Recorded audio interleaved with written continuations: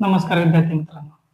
तर विद्यार्थी मित्रांनो, आपण मागील काही शॉर्ट व्हिडिओमध्ये इथं संख्या दिली असता त्यानंतर क्रमाने येणारी संख्या पाहिली तर ती कुठली संख्या आहे. आता या ठिकाणी जर पाहिलं तुम्ही या ठिकाणी काही चल दिले, व्हेरिएबल दिला x आणि प्लस काय दिले 5 दिले आणि यानंतर येणारी इव्हन नंबर विचारलाय कुठला असेल.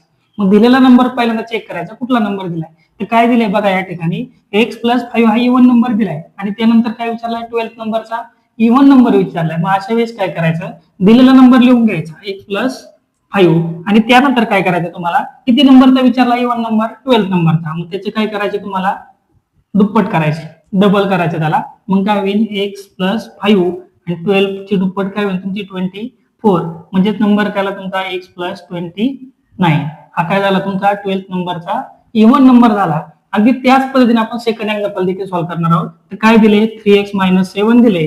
ह्या 20 ची काय करायची तुम्हाला डबल करायची जे ती किती ती तुमची 40. मग 40 मधून 7 गेली किती राहतील तुमचे 3x + 33. येते लक्षात म्हणजे तुमचे 3x - 7 - 7 नंतर येणारी 12th नंबरचा इव्हन नंबर जो काय असेल समसंख्या जी काय असेल ती काय असणार तुमची 3x + 33. तुम्हाला तिसरा एक्झाम्पल सॉल्व्ह करायचंय आणि कमेंट करून सांगायचे. व्हिडिओ आवडल्यास चॅनल नक्की सबस्क्राईब करा आणि शेअर करा. थँक्यू.